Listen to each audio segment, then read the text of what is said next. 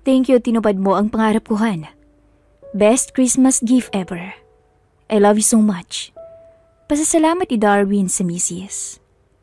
I'm glad na pasaya kita, Han. Nag-enjoy din naman ako kay paring Noel eh. Parang alam ko na nga kung anong hihilingin ko sa'yo pag birthday ko na eh. At ano naman yun, Abera? Sandwich. Hoy Darwin, sumusobra ka na ha? Habang nakayakap kay Darwin, ay napangiti si Mariel sa alaalang yun noong magpapasko. Nang sa wakas ay mapagbigyan niya ang noon pa inilalambing ng mister. Ang magpaubaya minsan sa kumpare nito. Ang karanasang yun na lalong nagpasiklab sa kanilang samahang mag-asawa. Ang karanasang ding yun na inakala niyang minsan lamang mangyayari. Ngunit sadyang nahumaling siya ng gusto at nagtulak pa sa kanyang makagawa pa ng mga bagay na lingid na sa kaalaman ng mister. Tila lalong pinukaw ng karanasan na yun ang kanyang ibang pagkatao. Tila mayroon na siyang laging hinahanap sa tuwing maaalala niya yun. Spice, excitement, thrill, na kahit minsan ay nasusuong na siya sa kasalanan o sa alanganin ay pinipili pa rin niyang sumugal. Gaya na lamang ng nangyari kanina sa likod ng bahay nila Noel, kung saan halos panawan siya ng ulirat sa piling ng kumpare kahit namuntikan ng mahuli ng mister. Wala siyang itulak habigin sa dalawa pagdating sa kama. Kaya naman minsay naglalaro sa kanyang isip ang birong iyon ng mister noong Pasko. Kahit medyo naku-curious siya sa idea, alam ni Mariel na napakalabo na nitong mangyari ngayon. Lalo't mula nang may namagitan sa kanila ni Joel noong December, ay mas naging seloso at possessive na si Darwin. Nakontento na to sa minsan lang. Lumipas ang ilang araw, ay napawi na rin ang tampuhan ng mag-asawa. Balik na ulit sa dating tamis ang kanilang pagsasama mula sa 2 araw na malamig nilang pakikitungo sa isa't isa. Isang malambing na halik sa pisngi ang iginawad ni Mariel tsaka muling yumapo sa asawa na mahimbing nang natutulog habang nakapulupot ang braso sa kanya. At unti-unti na rin siyang nahimbing habang dinadama ang lamig ng simoy ng sumisipol na hangin, sabay sa huni ng mga kuliglig sa kalalima ng gabi. Linggo. Maagang humanda ang mag-asawa upang magsimba. Nakasanayan na kasi nila na unahing dumalo ng misa kapag linggo at walang ship si Mariel bago sila kumain sa labas o mamasyal. Habang abalang gumagayak ay narinig nila ang galit na tahol ng kanilang aso at maya-maya ay narinig nilang pumasok sa bakuran nila ang motor ni Joel. Sabi na nga ba si Joel malayo pa lang yata amoy na siya ng aso. Biro ni Darwin. Agad siyang bumaba ng hagdan upang buksan ang pinto sa paanan nito na nakatarangka pa. Sinalubong niya ang kumpare na may bitbit na plastik ng bagong lutong pandesal. Oh, nakabihis ka pre saan lakad? Tanong ni Joel habang umaakyat sila ng hagdan. Simba lang pre, kayo, hapon pa kayo? Wala nang misa, bawal na yung pagtitipon. Nag-declare na rin pala si Gob ng quarantine sa buong Batangas kahapon. Meron na nga rin ditong nag-positive. Hala, pati dito? Gulat na sagot ni Mariel. O ayan suspended na daw ang klase, mass gatherings, public transportation, trabaho. Banggit ni Joel habang nagbabrowse sa kanyang phone. Naku, ganun din pala pre, umuwi pa kami. Lockdown din pala dito. Naupo ang magkumpare sa mga stool sa may breakfast counter. Binuhat ni Joel si Junior at inabutan ng tinapay. As always, nabighani na naman siya sa kumare sa suot itong light blue na bestidang pangsimba. Ngunit habang nagtitimpla si Mariel ng kape, ay napansin ni Joel ang munting sugat sa labi nito. Dala marahil sa tindi ng gigil ng mag-asawa kagabi sa kama. Nakalugay ang buhok ng kumari paharap Panay ang suklay ng kamay doon at halatang may tinatakpan, kaya't hindi rin nakaligtas sa paningin niya ang marka sa gilid ng leeg nito. At muling nagbalik sa kanya ang selos at inggit kay Darwin. Salamat. Tipid na usal ni Joel nang iabot ni Mariel sa kanilang harapan ni Darwin ang mga tasa ng kape. Kumuha din si Mariel ng mga garapon ng palaman. Isinalin sa plato ang pandesal at inihain iyon sa gitna ng magkumpare. Naninibago si Mariel kay Joel. Tila malamig ang pakikitungo nito sa kanya. Kung dati ay panay patawa ang mga banat nito at panay ang tingin sa kanya, ngayon ay halos hindi siya nito lingunin at pirming kay Darwin nakabaling ang atensyon. Sige na pare, at dinaan ko lang talaga yung pandesal eh. Maya-mayang pagpapaalam na ni Joel at ipinasa na nito si Junior sa daddy nito, ni hindi man lamang nito nakalahati ang kanyang kape. Pare, dito na kayo mag-lunch ng mga bata ha? Magluluto ako eh. Pahabol na anyaya ni Mariel. Naku, hindi na mare. May aasikasuhin pa kasi ako eh. O paano pre, tuloy na ako. Tumapik to sa balikat ni Darwin at tuluyan nang pumanaog ng hagdan. Na paano yun? Tanong ni Darwin kay Mariel habang nagpapalaman ng cheese bread sa pandesal. Ha? Aba malay ko. Patay mali siyang sagot ni Mariel. Ngunit hindi maitatanggi sa sarili na malamang ay nagsiselos to. Kinahaponan ay nasundan agad ang inuman session ng magkukumpare. Ngayon naman ay sa bakuran nila Darwin yun ginanap. Nag-set up ng lamesa si Manong Goryo sa ilalim ng puno ng bangga sa harap ng bahay at pinalibutan yun ng mga habang bangko na gawa sa malapad na tabla. Ngunit nang lumaon ay lumipat sila ng pwesto sa likod ng bahay sa takot na masita ng pulis o taga-barangay ang kanilang umpukan. Malamang titigil ang inuman natin dito pre. Bawal na raw yung maumpukan eh. Nako, wala pa namang positive din sa atin, di ba? Kahit na social distancing daw eh. Ala di mag 1 meter apart tayo habang nagtatagay. Habang nagkakasiyahan ang magkukumpare sa labas, ay nasa sala naman at naglilibang sa baraha sila Mariel, Erica at Renante. Nakatabi si Junior at nanunood sa kanyang kuya Renz na abala sa pagsiselfone. Dismayado si Erica. Dahil gaya ng inaasahan, ay ilag na naman ang kanyang ninong sa kanya. Kagabi lamang pakiramdam niya ay tagumpay siya sa pangaakit dito dahil sa nagawa siya nitong halikan. Mali. Dapat pala ay hindi na siya nagpakipot pa at sinamantala na lang ang pagkakataon. Ngayon mukhang okay na sila ng misis nito kaya mahihirapan na naman siyang muling kunin ang atensyon ng ninong. Uy, Erica, ano na? Inagyaw na kami ni Ate Mariela. Teka naman, inaayos ko pa eh. Nakalimutan ko na nga paano magtongits eh. Wait lang. Sa totoo lang ay ayos lang kay Renante na matagal maglapag ng braha ang mga kalaro. Habang abala kasi ang dalawa sa pag-aayos ng kani-kanilang braha, ay abala din siya sa pasimpleng pagsuliyap sa dalawang babae. Mas napapadako ang tingin ni Renante sa misis ng may-ari ng kanilang bahay. Nabagaman may anak na, ay panalo pa rin ang katawan. Sa anggulo ng upo niya ay pansin niya ang pulang kiss mark sa gilid ng leeg nito, sa bandang ilalim ng tenga. Lalo tuloy nakapag-isip ng kapilyuhan ito na mukhang pinagsawaan to ng mister kagabi. Laking gulat niya nang umahon ng tingin si Mariel at nagkatinginan pa sila. Patay mali siya na lang na binalik ni Renante ang tingin sa kanyang cards. O ayan, 8. Sambit ni Erica, sabay tapo ng isang baraha. Tangik, isabaw mo dun oh. Ano ba yan? Gusto mo talaga malunod kakainom ng tubig eh no? Tignan mo muna kasi, baka may masasapawan. Kaya natatalo ka eh. Hoy Renante, kaya ka lang naman nananalo kasi dinadayo mo kami ni Ninang eh. Nangiipit ka kayo ng braha. Natatawa na lang si Mariel sa asara ng dalawa. Kung papansinin, ay bagay sila Renante at Erica. Ngunit ayaw niyang manguna ng pangangantsaw sa mga to, lalo't alam niyang mahirap din kapag nabubuyo ang mga kabataan. Ay, Junior, no!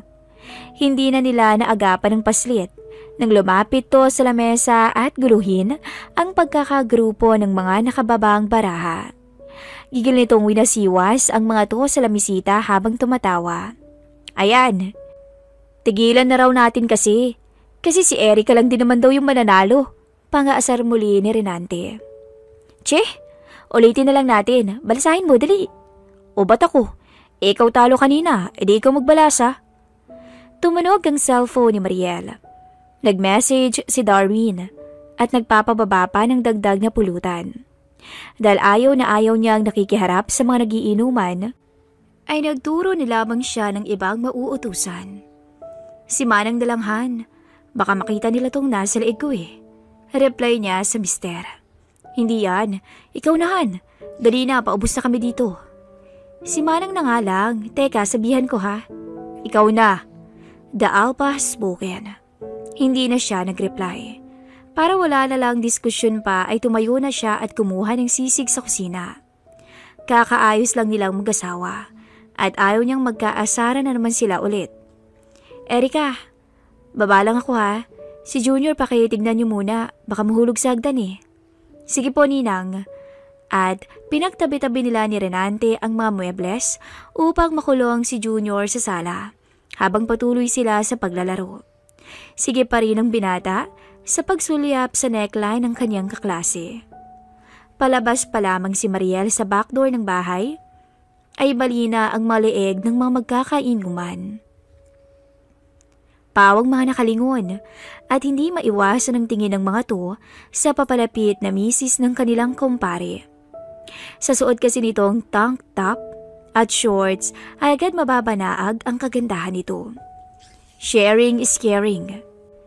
Bati di Darwin, nabibihira lang makasilay ng maganda, bata at sexy ang mga kainuman na kundi nila kaedara ni Joel ay pawang mas nakakatanda pa sa kanila.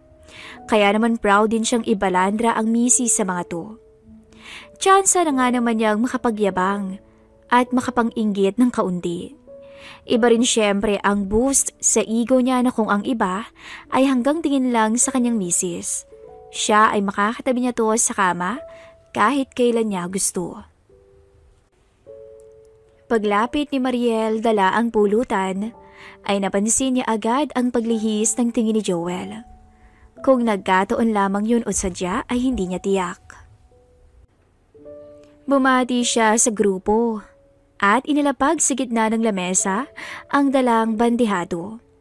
Matik naman na kanya-kanyang pasimple ng sulyap ang mga nagiinuman sa kanya upang kahit saglit man lang ay mapagmasdan siya.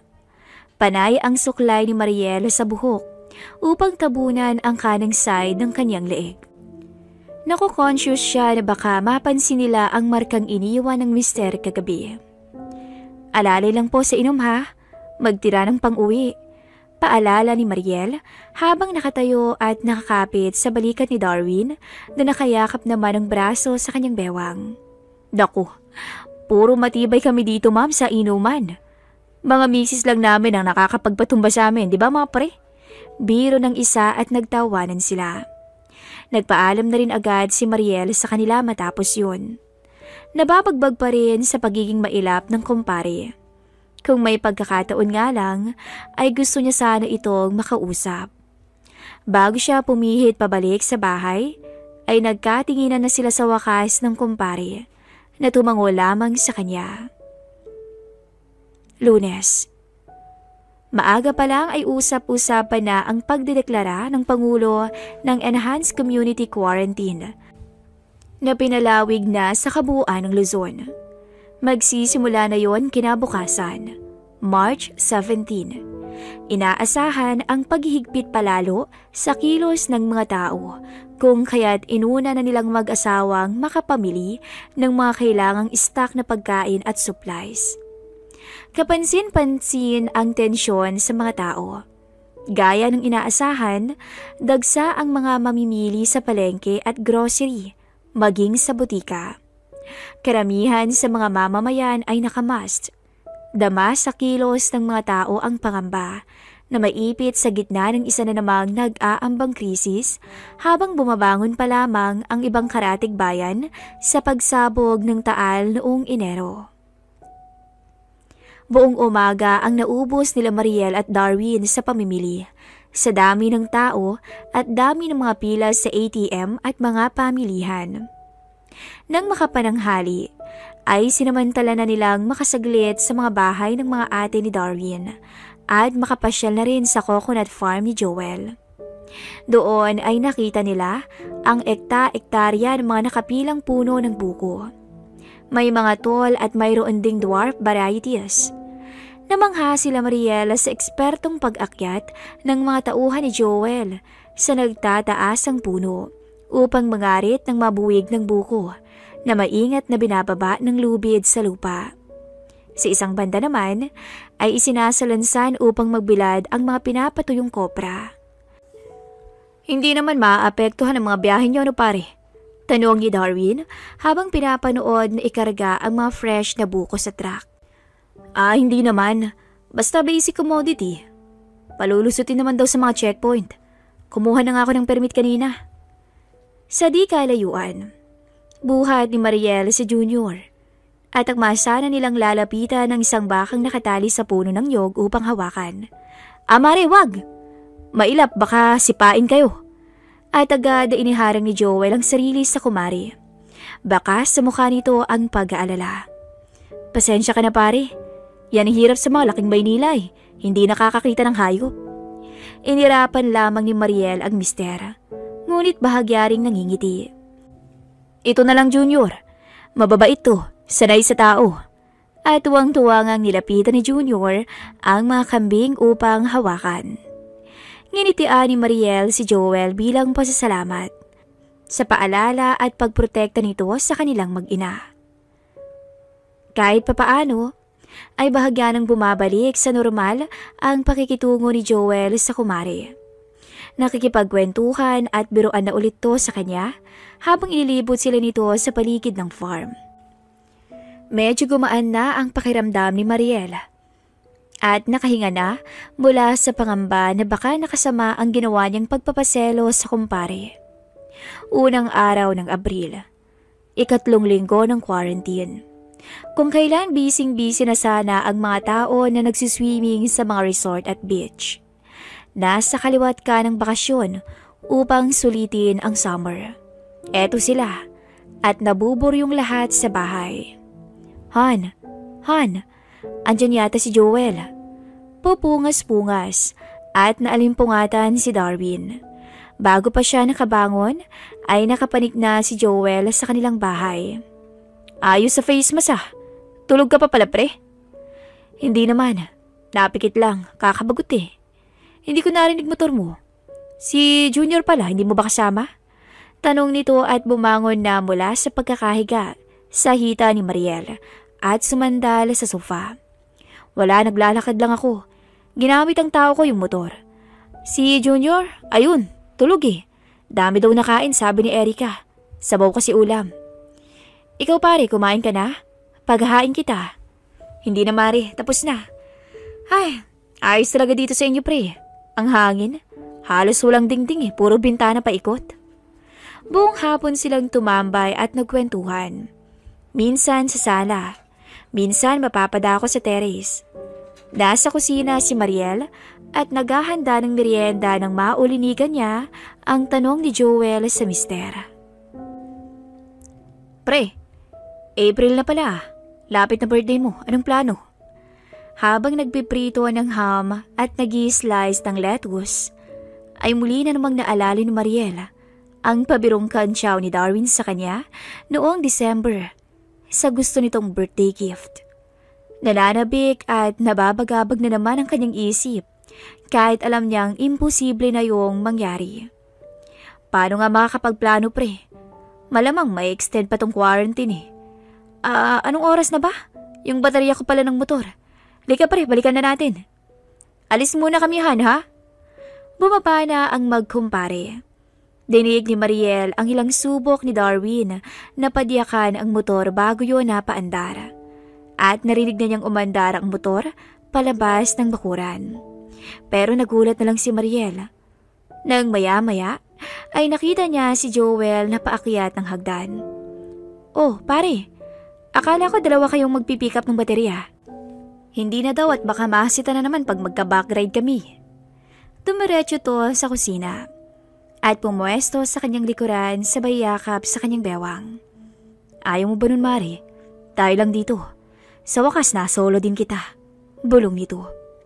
Batid niya ang matipunong katawan ng kumpare na nakadikit sa kanyang likuran. Wala na siyang nagawa ng dalawang braso na siyang yapusin ni Joel at bitbitin papunta sa kwarto nilang mag-asawa sa kabila ng kanyang pagpupumiglas. Initsa siya nito pati haya sa higaan, tsaka tinabig ang pinto. Muntik pa siyang tumama sa poste sa kanto ng antigong kama. "Pare, wag dito. Baka maabutan tayo ni Darwin." Nangangambang apela ni Mariel. "Wala akong pakialam, Mare. May atraso ka pa sa akin, baka nakakalimutan mo." Mabilis na itinala po ni Joel ang mga suot niya sa sihig. At muling bumungad kay Mariel ang kinababaliwan niyang itsura ng kumpare. "Pero pare, dadatnan tayo ni Darwin." Tila wala nang narinig si Joel. Agad sumampa ito at binigyan ng halik at haplos ang kumare na agad namang tumugon.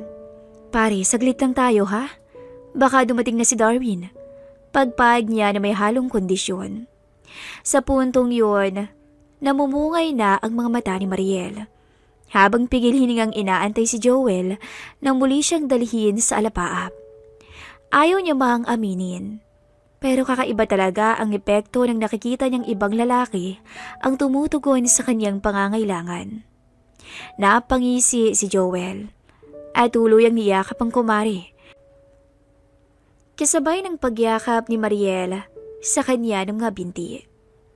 Lingid sa kaalaman nila ay may nagmamasid sa kanila ng kumpare. Si Darwin. Tahimik tong lumapit sa gilid ng kama. Ganun na lang ang gulat ni Mariel nang mapansin niyang nag-angat to ng braso na tila may inabot. Naramdaman din niya ang paglundo ng gilid ng kama. Gulat na gulat to nang sa paglingon niya ay nakita niya ang kanyang mister na nakipag-fist bump pa sa kumpare. Tsaka pumanhik sa higaan. Han? Ngumisi lamang sa kanya si Darwin, kahit bakas sa mga mata nito ang galit at selos. Naguguluhan pa rin si Mariel.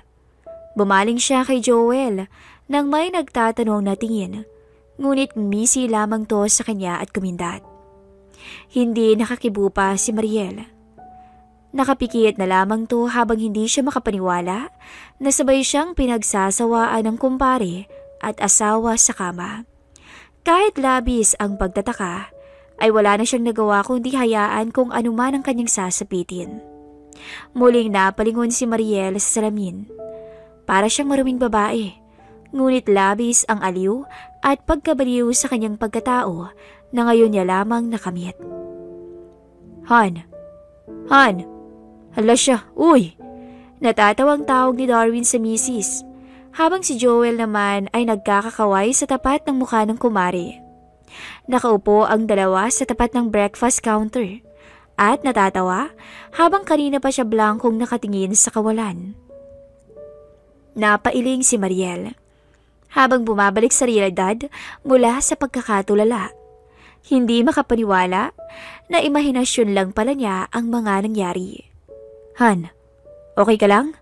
Napano ka? At bahagya pang niyog-yog ni Darwin ang braso nito. Check mo pre, baka may mga nawawala. Baka nabudol si Maria. Hindi. Kumusta yung baterya? Nakuha niyo ba? Napailing si Mariel habang tinitignan ang magkumpare na nakaupo sa kanyang harapan. Hindi pa rin siya makapaniwala na nangangarap lang pala siya ng gising. Pero alam niyang nadala siya sa imahinasyon na yun, kaya't pakiramdam niya ay talagang totoo ang lahat. Hindi nga wala yung tao. Sayang lang yung punta namin. Buti wala kaming nasalubong na bantay kundi naka-penalty pa kami. Maigsing tugon ni Mariel na medyo blanco pa rin ang isip. Hanggang dito na lang po muna ang ating storya at abangan ang susunod na kabanata.